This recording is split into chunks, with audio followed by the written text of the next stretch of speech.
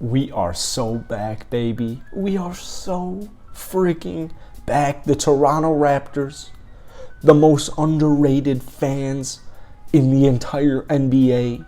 It was electric tonight. Wasn't the prettiest game, right?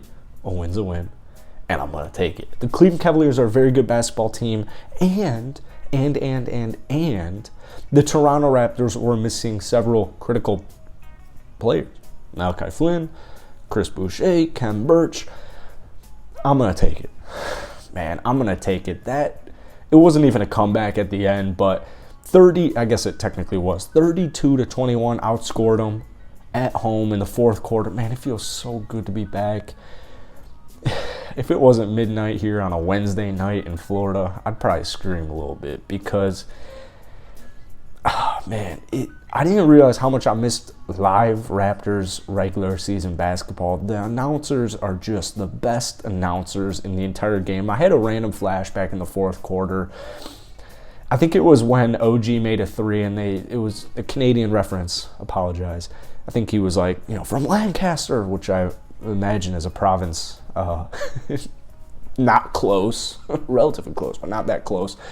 These announcers, oh man, I like Jack especially, dude. I love Jack. It gave me a throwback to watching like a Boston Celtics. I didn't have League Pass last season, so I have League Pass now, and I was able to watch the Raptors broadcast. I remember watching streaming Celtics games and just getting so pissed off, like listening to a Celtics broadcast, watching the Raps Celtics. This game was awesome, man. It was electric. Honestly, for me, I know Siakam did his thing, but Scottie Roy, dude, he just gets me going. And I believe it was the second possession. It might have been the third possession where it was like a simple mid-range with a hand in his face. You saw it there, especially at the end of the game. I mean, Scottie Barnes is only improving. He's only improving. When I saw his stat line at the end of the game, we have it here, 15 points, 3 rebounds, 7 assists, 2 steals, a block, 7 of 14 from the field, 1 of 1 from downtown. He finishes a team-high plus 20. Unless you watch the game, that's a good stat line, right? That's a great stat line, especially for a second-year sophomore player. The impact he has, the confidence, Scottie Barnes, he had so much confidence last season, but especially with his shot, dude. I love the Toronto Raptors, man. I love them. I absolutely love them. And this game just really got me going. And like I said, they were very shorthanded. The bench is very critical, right? If you want to win a finals, if you want to make a playoff run, the bench is very critical. Chris Boucher, Kem Birch, even Malachi Flynn tonight, they were missed. Got to give love to Precious. We'll talk about it in a second. But let's start it out with Spicy P. Just a couple of years ago, before he got that injury, people are saying Siakam's a superstar. Raptors fans are really preaching this.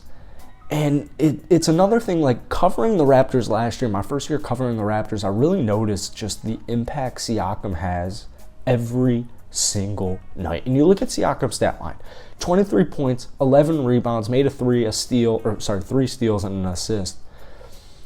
He's so good. You can't really stop him. And for the first game, you only shot 42% from the field. The Raptors tonight shot 43.3%, and they also had 15 steals. The defense, I loved it. I absolutely loved it. I know the PG went down early on in the game, but Toronto's a force, dude. They're a huge force. I love all of these basketball players. OG Anunoby, 5 of 12 from the field, 2 of 3 from downtown, 18.7 rebounds, 5 assists, 3 steals, and a block, plus 9. It was just a really solid all-around game from OG Anunoby, and I love to see that to start the season, because if OG can just play 60 games, throw a little, give me some extra, give me 65, give me 70. Oh, man, OG, dude. There's so much potential there. And, even if OG doesn't turn into this 20-point-per-game scorer, the 3-and-D, the 40% three-point shot, the defense he provides,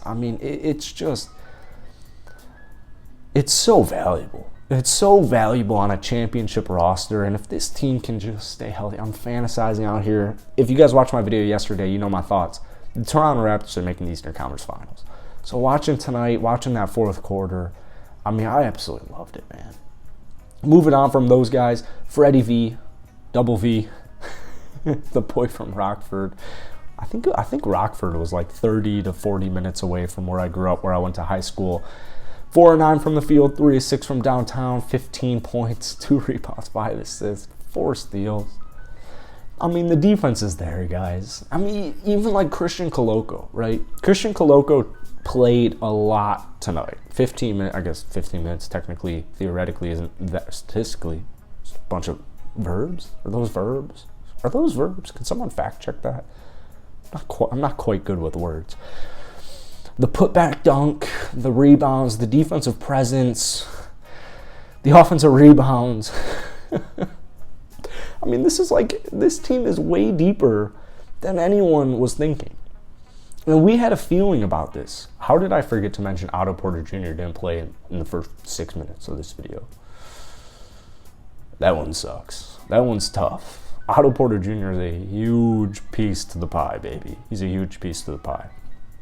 Gary Trent doing his thing, scoring buckets, playing defense, getting me some steals, finished 4 of 8 from downtown, 19 points, 2 rebounds, 5 assists. I'm loving it. I might go to McDonald's. I'm not going to go to McDonald's because it's 12 o'clock, but actually, no, McDonald's closed at 12 o'clock. Yeah, that sucks. I miss Chicago.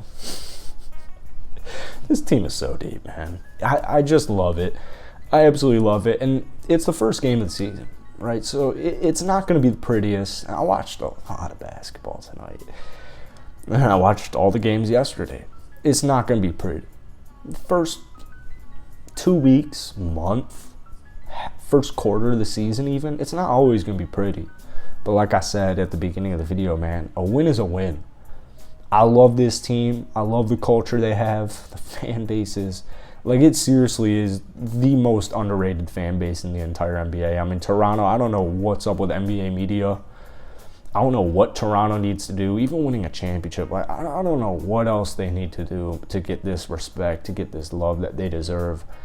I mean, it's just awesome. Everything about the Toronto Raptors is absolutely awesome. I loved it, man. Like I said, I know it wasn't the prettiest game. I know it wasn't the prettiest win, but damn, dude. On that win column, on that stat column, that standings, you're 1-0. And I feel pretty damn good about that win tonight because Cleveland, like, I had this thought at the beginning of the game, and let me know if I'm stretching it here, because I'm not stretching it. Let's be real here. Let's keep it a buck. This could easily be a second-round playoff matchup to get into the Eastern Conference Finals. I can't wait to watch the Toronto Raptors remaining 81 games. I can't wait to cover the Toronto Raptors 81 remaining games. And I hope you guys stay tuned for it. Hit that like button, hit that sub button. But most importantly, we'll talk about this on my Daily Live NBA show, link down below tomorrow. Plenty. I have many comments. Because I know my boy Ciro feels the same. This team is deep, and they should be feared, man. That's it for today, but go ahead, most importantly, drop some love down below, drop some opinions. I love reading your guys' comments. I love the love, and I'll catch you guys later. Peace.